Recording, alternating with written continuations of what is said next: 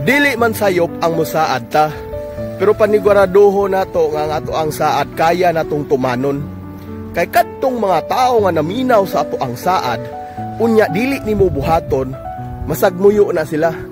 Ug maunay hinungdan nga mohinay-hinay na sila palayo sa atoa.